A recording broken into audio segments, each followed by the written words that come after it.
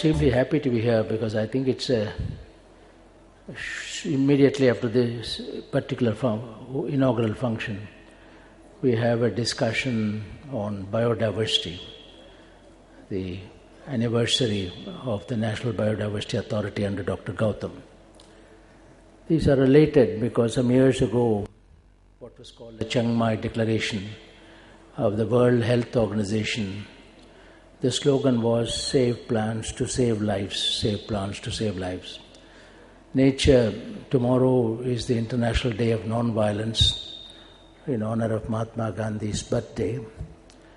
And Gandhiji always used to say, nature provides for everyone's needs, but not for everyone's greed. You find everything. If you go to the coastal area, the halophytes, there are xerophytes, all kinds of plants and animals to suit different needs.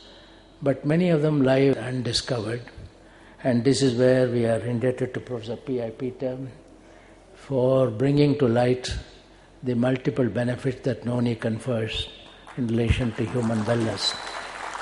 Because sometimes things can remain as blossoms in the dust. Human beings also, if you don't care for them. Similarly, the plants can lie. He has made it to the modern Indian ginseng, and it's a remarkable achievement within a short period of time of Professor Peter, which I greatly admire. We are happy that we have got such eminent scientists like Dr. Scott Nelson from Hawaii, and Dr. Myoing Wang from University of Illinois, and Dr. Jorge Pino from Cuba, and from Sri Lanka, United States, Canada, and many other, Bangladesh and many other places. I think this kind of international interaction is very beneficial because in science we find we can save time, we can learn from each other, what we call purchase time. We can purchase time, we not rediscover the wheel, understand from somebody else and what has been done. And this is why I am happy that this first World Noni Congress is being held, and also Dr. Kirti Singh announced once in 5 years, hereafter you will have a World Noni Congress. That is the fastest way of accelerating the pace of scientific advances. And hence again I congratulate you, Professor Peter, and all your colleagues for what you have done. I also want to congratulate both Dr. Subramani and Dr. Gangadhar Satpathy for their outstanding work which was recognized today. We are grateful to you for what you are doing. When Professor Peter mentioned to me, I have known him for ever since I came to Chennai in 1989.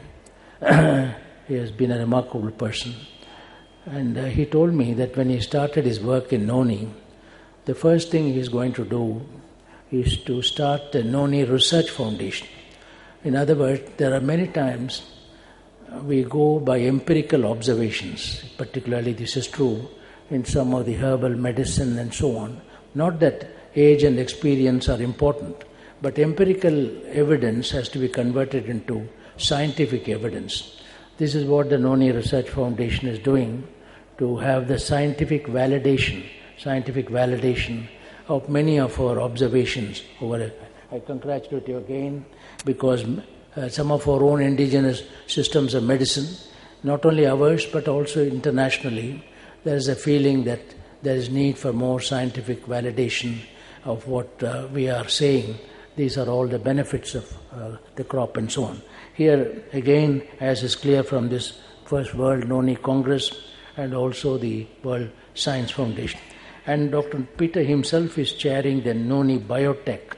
What I find in this large audience, over 1,000 people are here, you have all the stakeholders. You have the scientists, you have the growers, cultivators, you have the processors, you have those who are spreading the message of Noni, information, and also sales and so on. It's a very good thing again to have all of you together in the different links in the Noni chain, from production to consumption and use.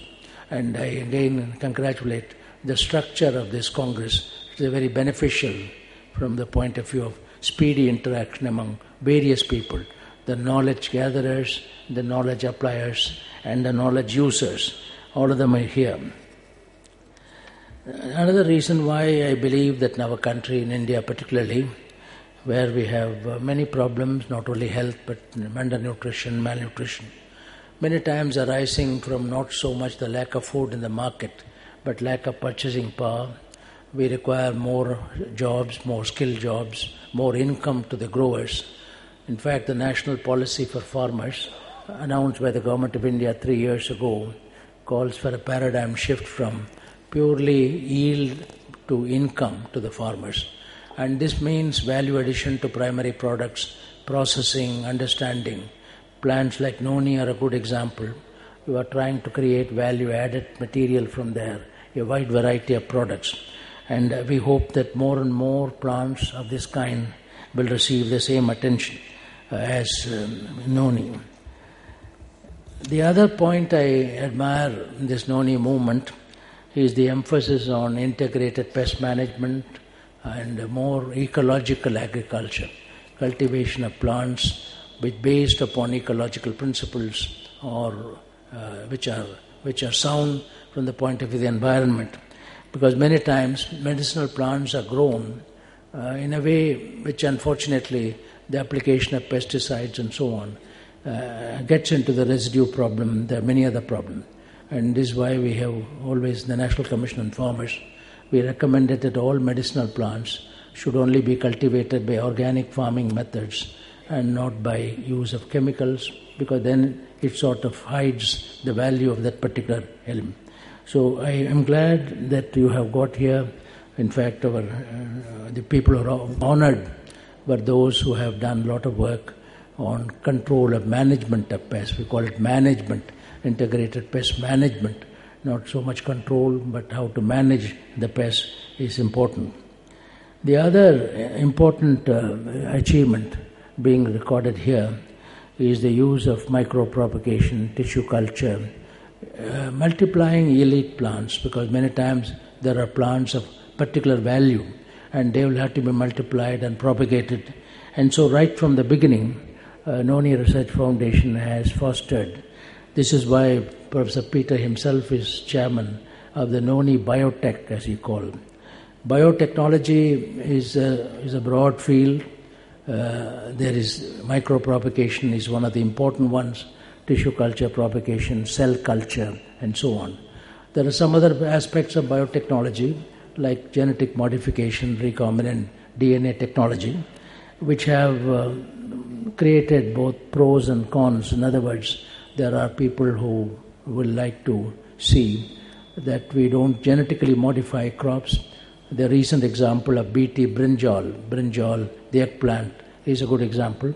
Here again, what we require is a regulatory mechanism. I was very happy to meet this morning a lady who introduced herself, I think working with Professor Peter, as a food safety person. I am very happy because I think food safety, the adoption of the Codex Alimentarius standards of food safety, these are exceedingly important. They are not known. If you go to a village and ask what is Codex Alimentarius, farmers won't know unless you teach them what is food safety and the hygiene.